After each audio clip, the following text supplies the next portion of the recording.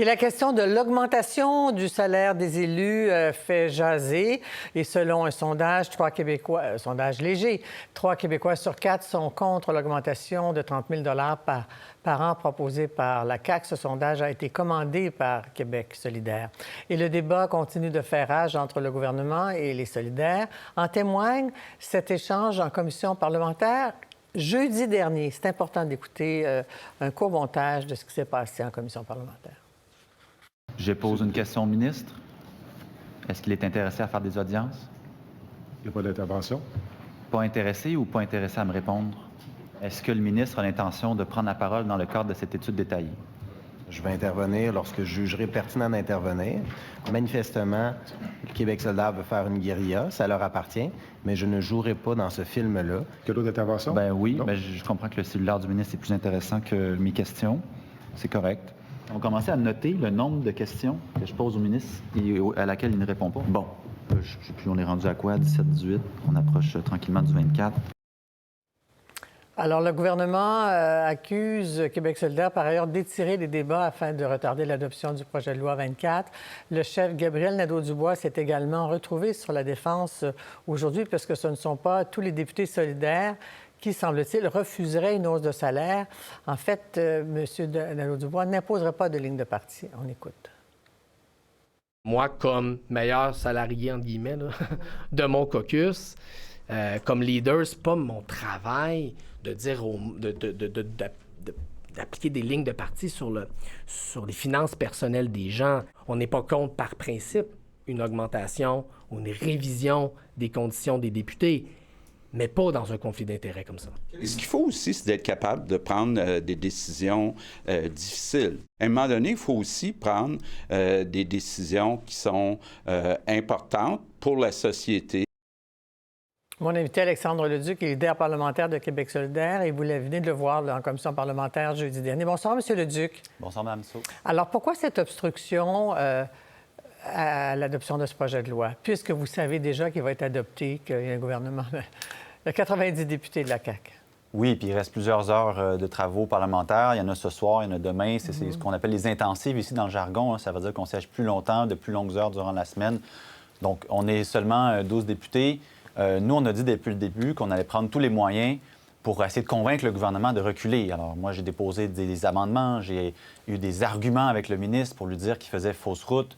Le sondage de ce matin, c'est un des derniers là, qui nous était disponible pour essayer de dire au gouvernement, regardez, là, depuis le début, on vous dit que nous, la population, nous parle et nous dit qu'elle n'est pas contente de la façon dont ça procède. Là, on a un sondage très clair, là, 3 personnes sur 4, vous le mentionniez tantôt, s'opposent à ça.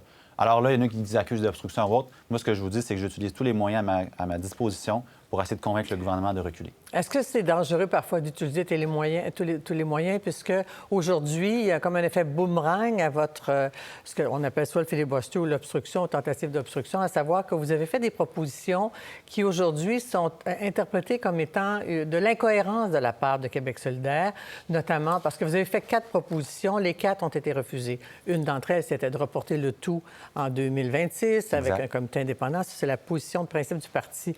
Mais quand vous proposez d'accepter 20 000 d'augmentation, encore 10 000 d'augmentation, vous donnez des munitions au gouvernement et à vos collègues de l'opposition quant à au manque de cohérence, selon eux. Oui, écoutez, c'est de bonne guerre là, de la part de la coalition CAQ et PLQ là, qui tiennent tellement à cette hausse-là de nous attaquer, de contre-attaquer. Alors moi, je n'étais pas nécessairement surpris là, qu'ils utilisent cette tactique-là. Ce que je sais, c'est que les différents amendements qu'on a déposés visaient vraiment à convaincre le gouvernement de reculer. Après ça, est-ce que ça veut dire qu'on a changé de position à Québec solidaire puis que tout à coup, on voudrait 20 000 Bien sûr que non. Les gens l'ont compris à la maison depuis le début. On l'a répété ad nauseam, puis je le répète ce soir, on veut le retrait du projet de loi. Après ça, ça arrive des fois qu'on essaie d'amoindrir, adoucir un projet de loi. Je l'ai fait 1001 fois sur d'autres projets de loi, notamment la grosse réforme de la santé et sécurité, où est-ce qu'on avait des normes. La norme ne me satisfaisait pas, j'essayais de la descendre un peu. Est-ce que c'était ce que je souhaitais, l'autre norme? Bien sûr que non. J'aurais voulu une meilleure norme, mais bon, bref, vous comprenez un peu le Mais jeu. vous donnez des munitions à vos adversaires. Et en cela, M.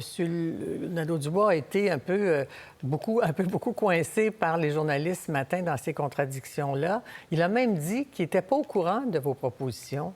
Oui, mais Mme Dussault, vous savez combien de projets de loi on gère de front ici, là, à l'Assemblée nationale? Probablement 5-6 par jour minimalement. Moi-même, je suis le leader parlementaire qui est en charge des travaux. Je ne connais pas la nature de tous les amendements que mes collègues vont déposer dans une journée. Ça serait juste physiquement impossible de connaître tout Mais ça. parce qu'il faut être Alors, cohérent bien sûr avec que votre ligne monsieur- de parti. Il faut être cohérent avec les principes défendus par le parti. Moi, je pense que c'est très cohérent ce qu'on a fait, dans la mesure où on veut faire reculer le gouvernement, on veut amoindrir le projet de loi. On parle ici là, d'un total de 5 millions de dollars là, qui vont être payés par les contribuables à l'effet d'augmenter les salaires des députés. Est-ce qu'on aurait pu réussir à le réduire un peu? On l'a essayé. Le gouvernement s'en sert pour essayer de faire un peu de judo, c'est dans l'ordre des choses. Moi, je me sens pas du tout cohérent aujourd'hui ici. Je sais que je travaille dans l'intérêt de la population. Le sondage de ce matin le démontre. En même temps, si votre crédibilité aux cohérences est amochée avec cette stratégie-là, comment vous en remettre par exemple, M. Nadeau-Dubois dit « Chacun sera libre, je ne vais pas m'ingérer dans les finances personnelles des députés. » Comme vous, par exemple. Si, ça va être voté, là, le 30 000. Hein? Oui. Allez-vous prendre le 30 000? Bien, je l'ai déjà annoncé là, dans un point de presse la semaine dernière que moi, non, j'allais le remettre à des organismes de mon quartier, là, un peu comme mon collègue Gabriel Nadeau-Dubois.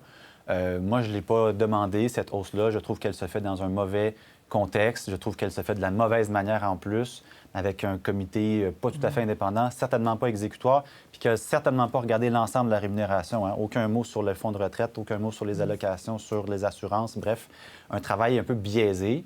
Alors moi, j'ai pas de problème à leur remettre l'entièreté de cette somme-là. Mais après ça, si vous me demandez des détails de quand et comment ça va se faire, je vous avoue que j'ai concentré mes énergies sur le fait de combattre cette loi-là puis essayer de la faire reculer. Est-ce que j'ai concentré toutes mes énergies à exactement comprendre comment on va le remettre? Ça va être compliqué, ça va être malaisant. Mais vous savez quoi? C'est ce qu'on dit depuis le début, que c'est malaisant, cette situation-là. Alors, est-ce que j'ai un malaise avec cet argent-là puis comment je vais le déplacer? Je vais l'investir ou plutôt je vais le dépenser dans des organismes de mon quartier. Je vais faire des dons. Oui, j'ai un malaise puis je ne sais pas exactement comment ça va se faire, mais on va certainement y travailler dans les prochains jours puis on pourra donner un plan un peu plus complet là, aux collègues des médias dans les prochaines semaines. Parce que si c'est un principe si important pour votre parti, comment se fait-il qu'aujourd'hui, M. Nadeau-Dubois dit, bien, il n'y a pas de ligne de parti? C'est tellement... On pense que chez Québec solidaire, c'est tellement rigide. Il faut rester dans le corridor politique ou idéologique du parti. Puis là, pas de ligne de parti tout d'un coup. Qu'est-ce que ça veut dire, ça? Oui, bien, des fois, on a cette idée-là par rapport à Québec solidaire. Nous, on considère qu'on est en effet assez flexible sur bien des sujets. Pas plus tard que cette semaine, je travaillais aussi sur le projet de loi du travail des enfants, là, puis j'ai fait un compromis sur le milieu agricole. Les gens ne m'attendaient pas nécessairement là. Pensaient qu'à QS, on serait un peu plus rigide sur le 14 ans, mais j'ai été sensibilisé par la réalité du milieu agricole qui disait peut-être que c'est un peu différent en milieu rural. Puis j'ai fait un amendement. Ça a surpris des gens, mais des fois, à Québec solidaire, on aime ça surprendre, aller à des endroits où on ne nous attend pas. Donc, c'est un peu dans cette logique-là qu'on travaille. Très bien. Merci, M. Leduc. Vous retournez en comité ce soir? Oui, dans 15 minutes. Là, il se passe quoi ce soir? Bien, on continue l'étude détaillée, puis tu sais, je vous dirais bien honnêtement que vous posez des questions à M. Jolin Barrette qui n'a pas répondu? Je le disais tantôt, on va épuiser un peu là, les amendements. Là. On achève, là, on arrive à la fin. Puis qu'ils ne répondent pas, qu'est-ce que ça vous fait? Bien, c'est un peu dommage. Je trouve que c'est peut-être un manque de respect par rapport à ma fonction puis par rapport aux gens qui nous écoutent. Mais honnêtement, ça ne m'empêchera pas de dormir ce soir. Très bien. Merci, M. Leduc. Merci à vous. Au revoir. Pour voir nos émissions en entier, rendez-vous sur la chaîne ICI RDI.